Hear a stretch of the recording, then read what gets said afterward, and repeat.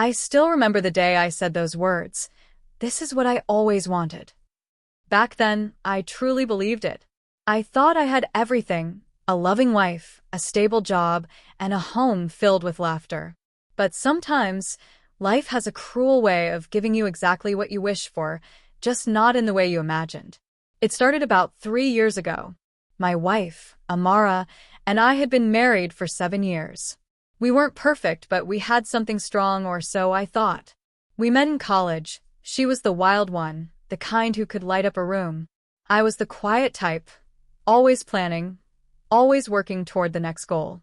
Somehow, we balanced each other out. When we got married, we promised we'd never let life's chaos pull us apart. But after a few years, work, bills, and daily responsibilities started to take their toll. I was working overtime, trying to build a better future. And Amara, well, she started spending more time with her friends. There was one in particular, Daniel. He was charming, funny, and always around. At first, I didn't mind. He was my friend too, or so I believed. He dropped by often, bringing takeout, cracking jokes, helping Amara with her projects. I even told her once, "You're lucky to have a friend like him." She smiled and said, "We're both lucky." Now I realize how bitter those words taste. The first time I suspected something, it was small. I came home early one evening. The house was quiet, too quiet. I saw 2 coffee mugs on the table and her phone on the couch. A message popped up from Daniel. That was amazing. Can't wait for next time. I froze.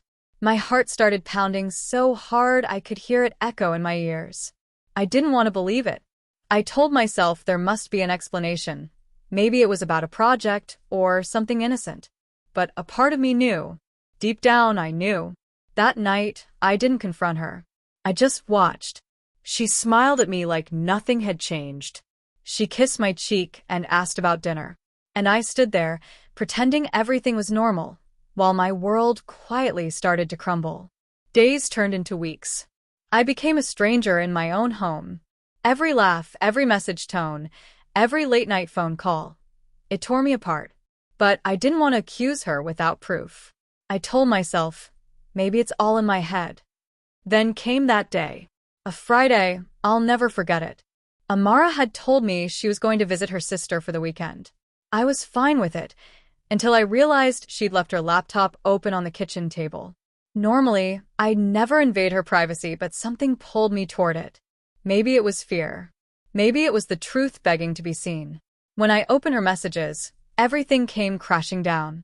There they were, hundreds of texts between her and Daniel, laughing about me, making plans, sharing things I thought only belonged to us. And then I read the words that broke me completely. I finally told him I'm not happy with him anymore. I want to be with you. This is what I always wanted. My heart stopped. This is what I always wanted. The same words I used years ago when I thought I'd found my forever. Except now they were hers, and they weren't about me. I don't remember how long I stood there. Maybe an hour. Maybe more. I felt empty, like the world had drained all color and sound. When she came home later that evening, I didn't yell. I didn't scream. I just showed her the messages. Her face turned pale, then red, then blank. She tried to explain, said it was a mistake, said she was confused, said she still loved me. But the truth was right there in black and white. And love doesn't do that. I packed a bag that night and left. I didn't even know where I was going. I just drove. For hours. Until the city lights disappeared, and all I could hear was the sound of my own breathing. I stopped at a small motel, sat on the bed, and cried for the first time in years. It wasn't just about losing her. It was about losing myself, the person I was when I believed in her, in us. Months passed. The divorce came and went quietly. She moved on faster than I expected, or maybe I was just the last to know. Daniel disappeared not long after. I heard through friends that their happiness didn't last long. Maybe karma has its own way of balancing things. As for me, I started rebuilding. Slowly. Painfully. But I did.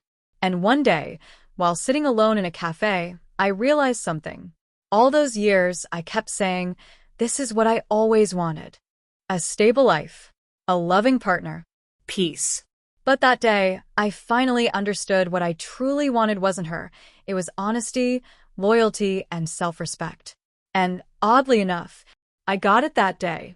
Not in the way I expected, but in the way I needed. Sometimes, life destroys you to rebuild you. Sometimes, betrayal isn't the end. It's the beginning of clarity. I don't hate her anymore. In a strange way, I thank her. Because losing her forced me to find myself again.